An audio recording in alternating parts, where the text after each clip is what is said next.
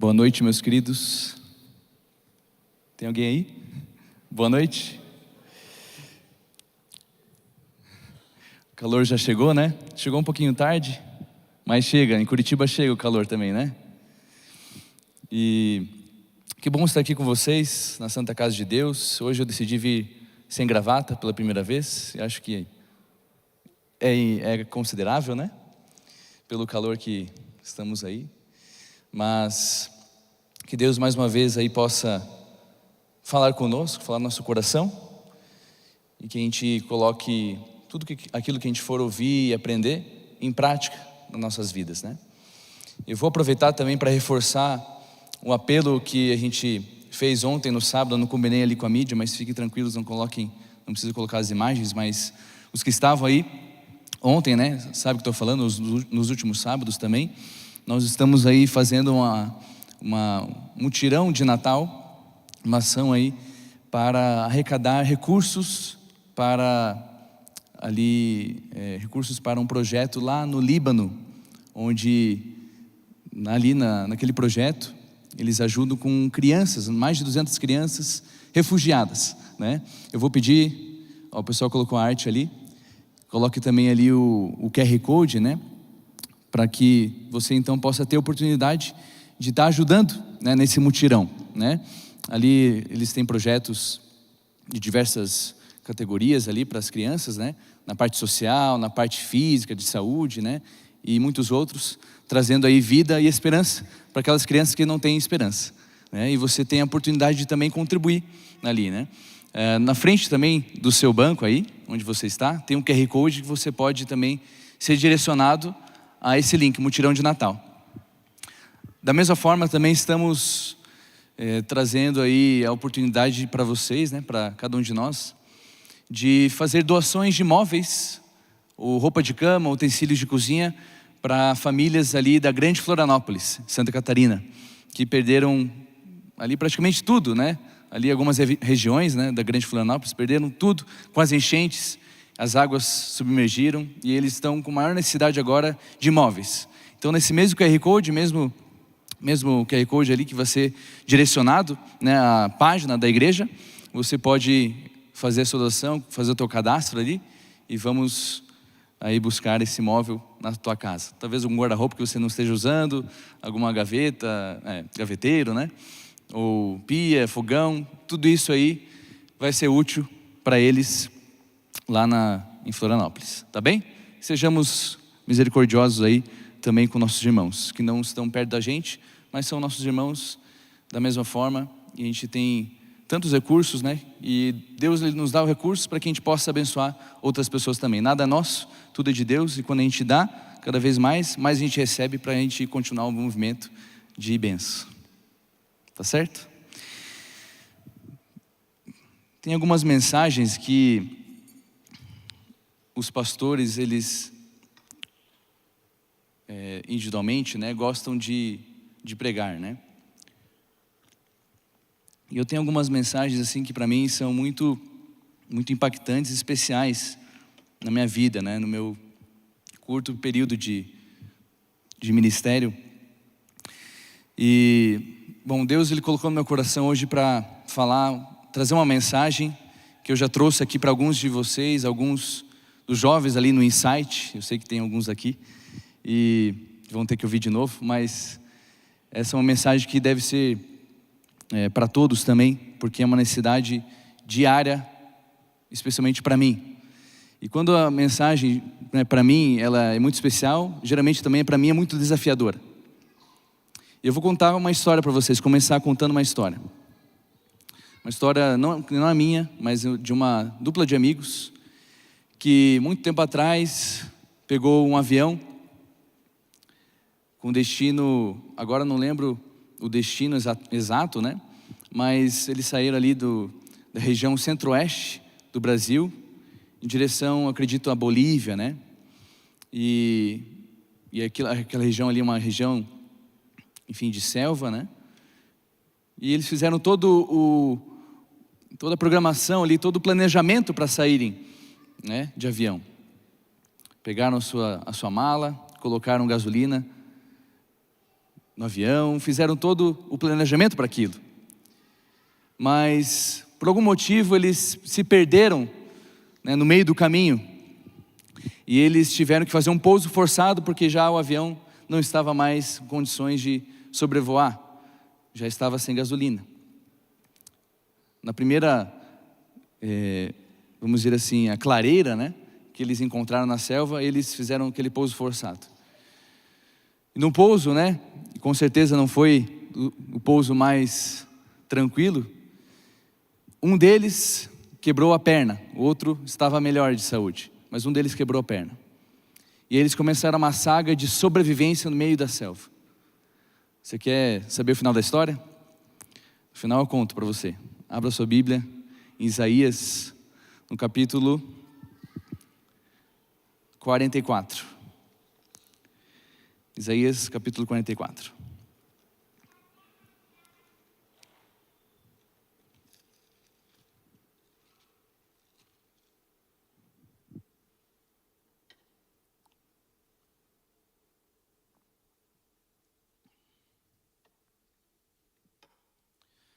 Isaías 44, verso 3. O que diz aí? Porque derramarei água sobre o quê? Sobre o sedento e torrente sobre a terra seca. Derramarei o meu espírito sobre a tua posteridade, a minha bênção sobre os teus descendentes. Muito bem. João 7 agora. João capítulo 7. Abra sua Bíblia lá, João capítulo 7, verso 37 e 38. Será que tem alguém que está nos visitando hoje que não tem a Bíblia, está precisando de ajuda a encontrar alguma passagem da Bíblia aí, que alguém possa ajudar você? Tem alguém? Todos estão com a Bíblia então? Ótimo. João 7, 37.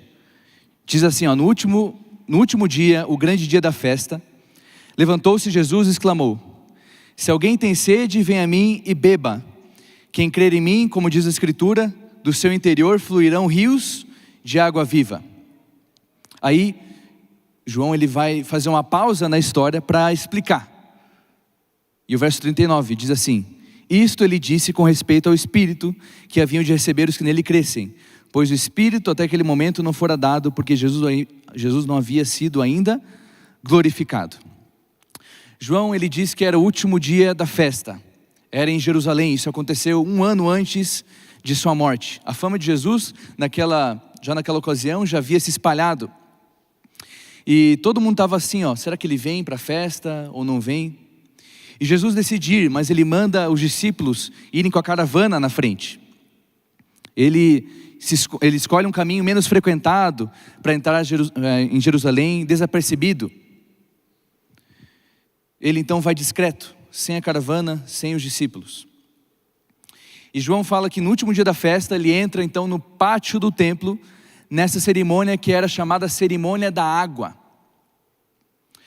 A cerimônia da água, ela consistia uma cerimônia muito interessante, muito bonita, muito bela. O sacerdote, ele pegava a água do tanque de Siloé, e no meio de toda a multidão que estava no pátio do templo, ele jorrava essa água do tanque de Siloé num jarro de bronze. Então pense que eu sou sacerdote aqui, vocês sentadinhos olhando essa cena, né? E a água tilintava ali naquele jarro, isso ao pôr do sol. Ao mesmo tempo que essa cena acontecia, as tochas eram acendidas nas paredes de mármore. Era um momento solene, um momento muito, muito belo ali. Aquela água, ela representava e relembrava o povo da água que havia sido jorrada em Horebe. Assim também as tochas que eram acendidas lembravam o fogo, né, que guiava o povo aonde? Aonde? No deserto. Então aquela cena era muito bonita, todo mundo ficava em silêncio ali vendo aquela cena. Nesse exato momento que o sacerdote fazia aquele movimento com a água, Jesus ele se levanta e diz assim: ei, quem tiver sede, vem a mim e beba. Ele se levanta no meio da multidão e grita em alta voz: quem tiver sede, venha a mim e beba. Ellen White nos diz que, naquele momento, a sua divindade irradiou de sua humanidade. Alguns momentos na história de Jesus, isso aconteceu. Esse foi um deles. A sua divindade irradiou de sua humanidade. A liderança religiosa não questionou a sua declaração. Todo mundo ficou paralisado naquele momento. Aí quando João ele escreve isso, essa história, bem velhinho, ele coloca no verso 39 uma explicação. Jesus estava falando sobre o Espírito Santo. O Espírito Santo que não havia sido dado ainda, porque Jesus não havia sido glorificado. Mas como que João chega a essa conclusão? Como que João chega a essa conclusão ali na história, e dando essa explicação, como que chega a essa conclusão? Abra sua Bíblia agora em Êxodo, capítulo 17. Êxodo 17, o verso 16. Ou melhor, verso 6. Êxodo 17, verso 6.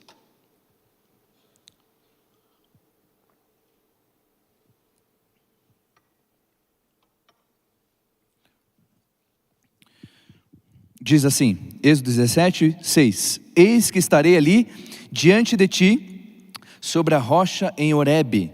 Ferirás a rocha, e dela sairá água, e o povo beberá. Moisés assim o fez na presença dos anciãos de Israel. Muito bem, vamos para o deserto. Vamos lembrar aqui, recapitular a história. O povo de Israel eles saíram do Egito. Deus tira seu povo com mão poderosa, e eles começam a trafegar no deserto. Deus estaciona o povo de Israel no mar, em frente ao mar vermelho. O mar abre, o povo passa, atrás o exército egípcio, o mar fecha. Do outro lado então, passaram-se 3 dias, acabou a água. Capítulo 15, as águas de Mara, as águas amargas. Capítulo 17, que nós lemos aqui, tinha acabado a água de novo. E o povo, que era um povo chato, reclamão, viram as pragas cair, viram os primogênitos do Egito morrerem, viram o mar se abrir, eles passaram no meio do mar, e agora o questionamento deles é o seguinte: será mesmo que Deus está no meio de nós? Claro, a gente julga muito o povo, né? Quero ver gente no lugar deles. Será que não seríamos o mesmo, ou pior? Mas agora Moisés ele fala assim: Senhor, ó teu povo aqui, está com sede. Moisés, seleciona faz o pessoal se reunir aí, vai para a rocha, bate na rocha, e a água vai jorrar. E ele fez isso, e o lugar chamado Horebe, onde aconteceu. Só que agora é o seguinte, Isaías, cerca de 700 anos depois desse episódio, ele fala o seguinte: vou derramar água sedento, torrente sobre a terra seca, vou derramar o meu Espírito, uma referência mais rara do Espírito Santo no Antigo Testamento. E aí João, lá no capítulo 7, nós lemos ali, ele fala assim, ó, quando o justo está na festa, ele fala: quem quiser beber, venha a mim e beba.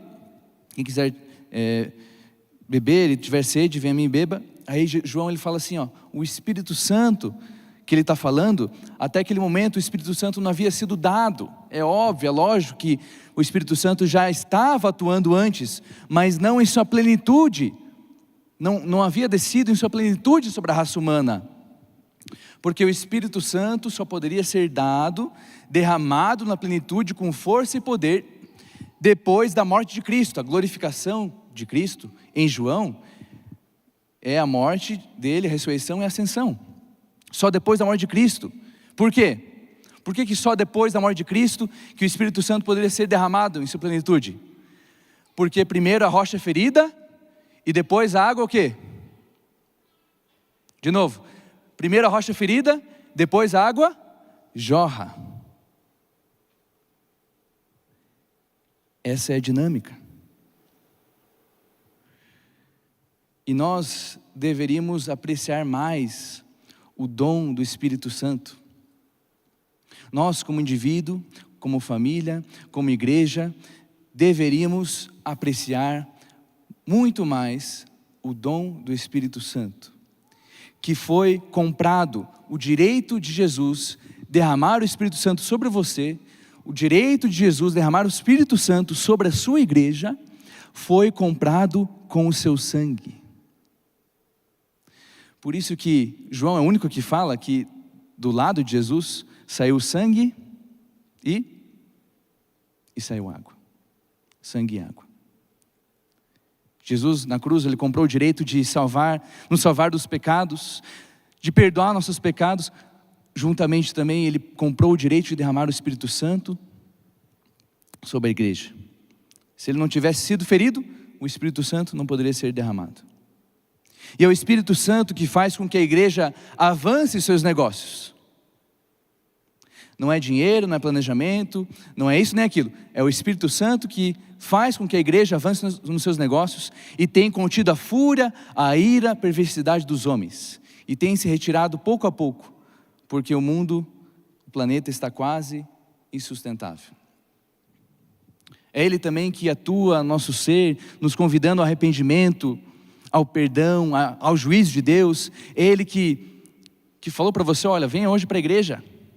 É Ele que fala assim, ó, isso aqui não está muito certo, vai por aqui, não vai por ali, cuidado. É o Espírito Santo que tem esse papel de inspirar, de instruir, de iluminar, de guiar.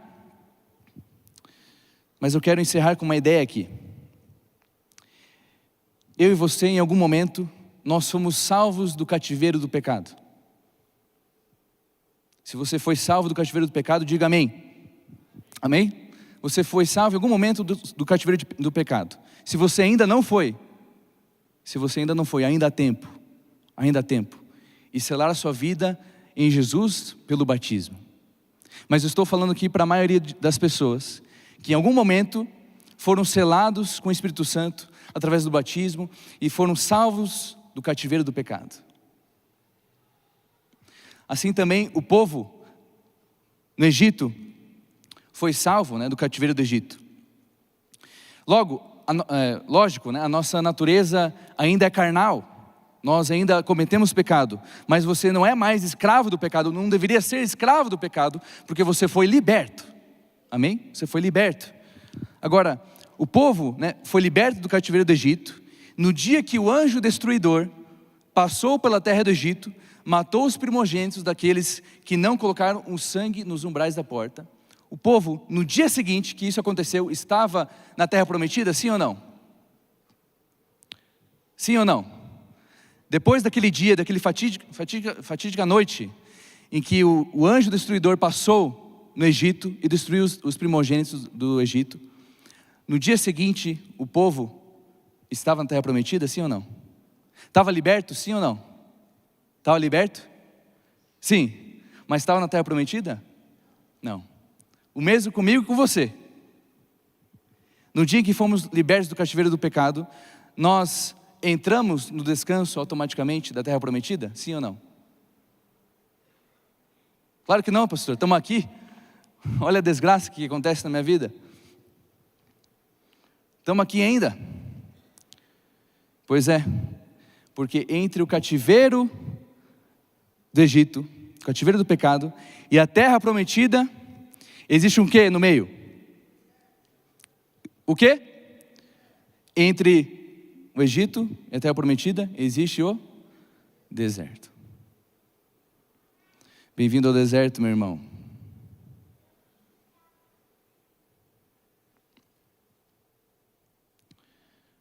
Problema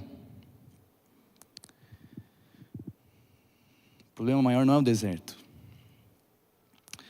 O problema maior é que eu e você, a gente acha que pode dar conta do deserto sem água no percurso. E isso é a maior das tolices.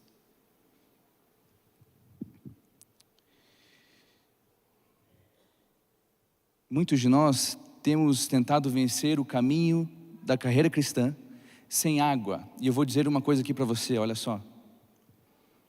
Quando você não toma água, o que acontece? Vou até tomar a minha aqui. Como que a gente fica? Desidratado. E a desidratação, ela tem alguns sintomas. Ela, nos estágios mais graves, ela provoca em você demência, falta de lucidez, pele ressequida, lábios secos, vista embaçada. Você começa a ver e ouvir coisas que não existem. Você começa a delirar, perde a consciência. Por isso que naqueles programas, né, Discovery Channel, não tem um camarada lá que era soldado, não sei aonde, e quando ele vai para o deserto, ou seja, para a selva, ou seja, para qualquer outro lugar, a primeira coisa que ele vai procurar é o quê? É o quê? É água. Os órgãos começam a entrar em falência porque não tem água, e ninguém vai conseguir vencer o deserto sem água. Por isso que alguns de nós temos olhado a vida cristã com tanta falta de interesse, sabe por quê? Porque a nossa vista embaçada, os lábios secos da desidratação, tem tirado o gosto, tem tirado nós o gosto e o prazer do louvor. Nós não louvamos mais, nós não temos mais palavras boas.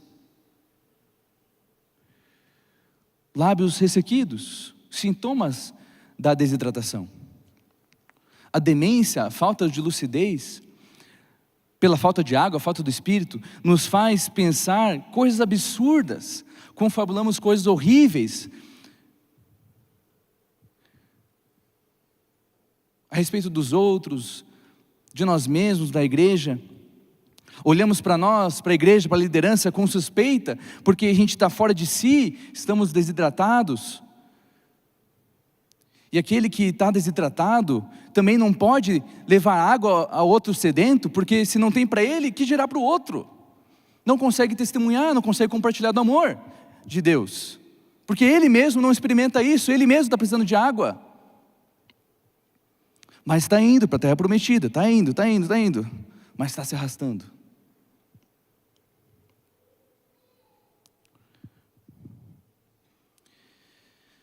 Terminando a história daquela dupla de amigos. Um ficou bem, outro, o que aconteceu? O que aconteceu? Perna estava o quê? Perna quebrada.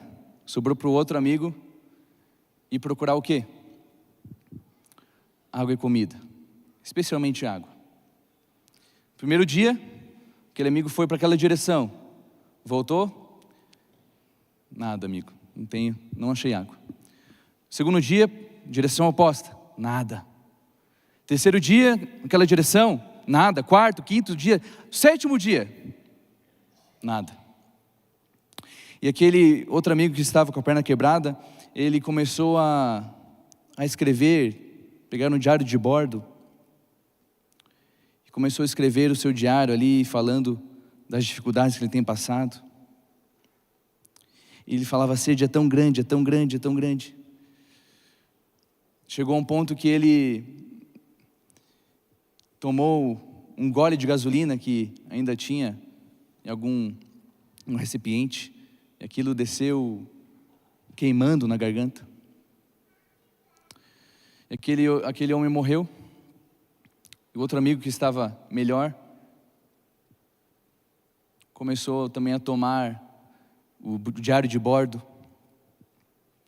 e começou a continuar escrevendo, né? Continuou escrevendo aquele diário. E ele mesmo escreve, né, que ele enterra seu amigo, cavou a cova com as suas próprias mãos, eu enterrei ele. Histórias tristes demais. Depois de 30 dias, mais ou menos, aqueles homens foram encontrados junto com o avião, mas eles encontraram, na verdade, 2 corpos já em decomposição. Encontraram uma cova e outro corpo com uma caneta e uma caderneta na mão, com o corpo já em decomposição.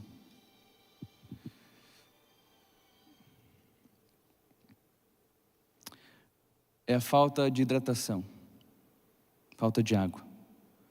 Nós não resistimos. Meu irmão, se você tem perdido interesse pelas coisas da igreja, pelas coisas de Deus, tem olhado com suspeita os seus irmãos, não tem sentido vontade de compartilhar o amor de Deus com as pessoas, você tem sentido cansado nessa trajetória, porque é isso que a gente vai enfrentar no deserto. O deserto tem altas temperaturas, escorpiões, bestas, feras, serpentes. É isso que a gente vai encontrar no deserto.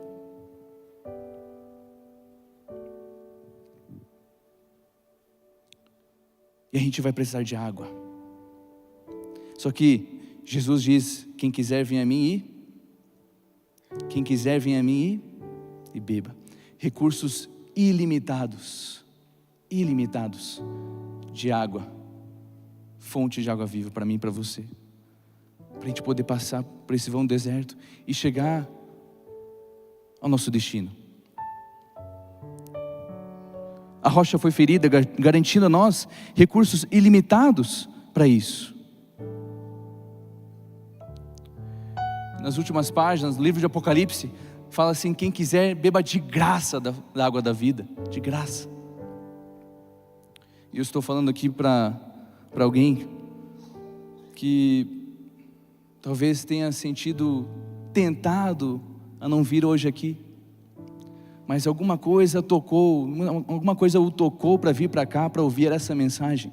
Que você tem vivido uma vida seca, uma vida sem água, sem o Espírito, uma vida sem sentido, especialmente a sua vida cristã.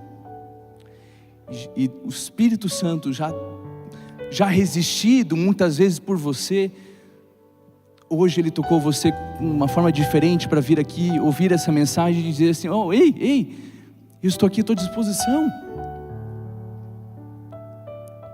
É a vida seca que você tem vivido, eu sou água viva à sua disposição. E aquele que crê em Jesus recebe água diretamente da fonte. Quantos aqui hoje, de alguma forma, acham que precisam mais do Espírito Santo para manterem-se vivos na carreira cristã? Ou quantos aqui gostariam de dizer: Senhor, me perdoa porque não consegui apreciar devidamente esse dom maravilhoso que o Senhor concedeu à igreja? O Senhor gostaria de ter o Espírito Santo como amigo, como consolador? Quantos aqui gostariam de ter o Espírito Santo, desenvolver uma sensibilidade ao ponto de, ao Espírito Santo soprar no seu ouvido, você saber o que Ele está falando, saber a direção que Ele quer te guiar?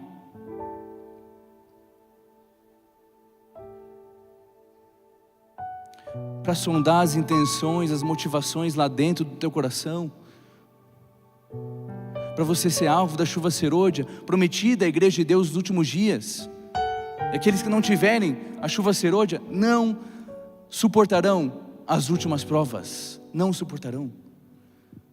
Ellen White diz o seguinte: mensagens escolhidas, um revamento da verdadeira piedade entre nós, eis a mais urgente de todas as necessidades, maior e mais urgente de todas as necessidades.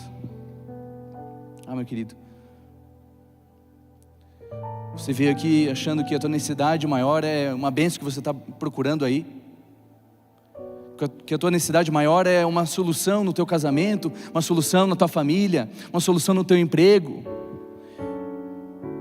É algo que Deus quer que resolva para você. E você acha que essa é a maior necessidade? Não, essa não é a tua maior necessidade. A minha e a sua maior necessidade é o revamento pelo Espírito Santo, que vem em resposta à oração, que vem em resposta a uma alma contrita, dizendo: Senhor, eu preciso dessa água. E a boa notícia Ellen White diz que ao dar o Espírito Santo era impossível que desse mais. Era impossível que desse mais. E com o Espírito Santo, todas as outras coisas são acrescentadas. Todas as outras coisas vêm na garupa. Todas as outras necessidades são supridas.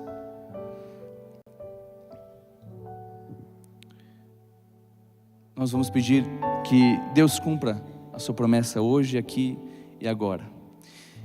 E é algo tão elementar, tão importante para os filhos de Deus que recebamos o Espírito Santo, que se essa noite você elevar uma oração, uma prece a Deus, falando assim: Senhor, eu preciso do Teu Espírito, Ele vai te conceder. Porque é algo tão elementar, assim como um pai que não rejeita o pão para o seu filho. Você acha que Deus vai rejeitar o Espírito Santo para você, se você humildemente pedi-lo? A gente vai cantar uma música agora. Eu já entreguei demais aqui, estou até suando. É uma mensagem muito importante para mim, e a mais desafiadora talvez para mim, que é viver pelo Espírito e levar uma igreja que vive pelo Espírito também. Seja cheio do Espírito.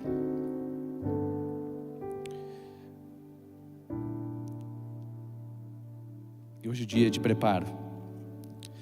Hoje é o dia de consagração. Podemos cantar todos juntos de pé: Vem Santo Espírito agora? Podemos?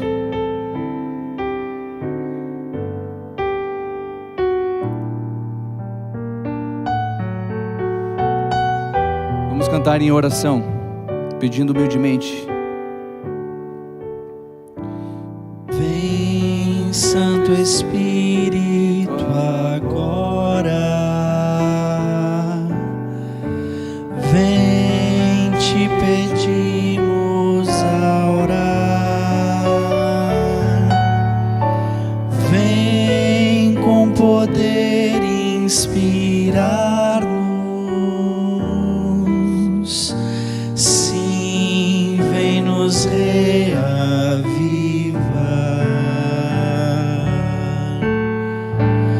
vem como água ao sedento, traz ao caminho o pão,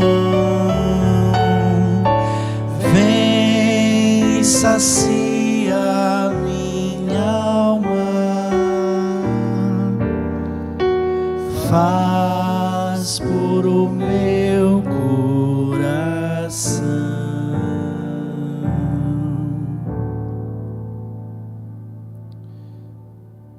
Essa é a nossa oração, Senhor. Vem Santo Espírito agora sobre terra seca, Pai, como água ao sedento, nos reavivar, Senhor, e nos dar força para continuar a caminhada nesse deserto rumo a Canaã celestial, Pai. É a nossa oração humildemente, e nós oramos crendo que já o recebemos, porque fazemos no nome de Jesus o que garantiu que a promessa seria cumprida. Amém, Pai.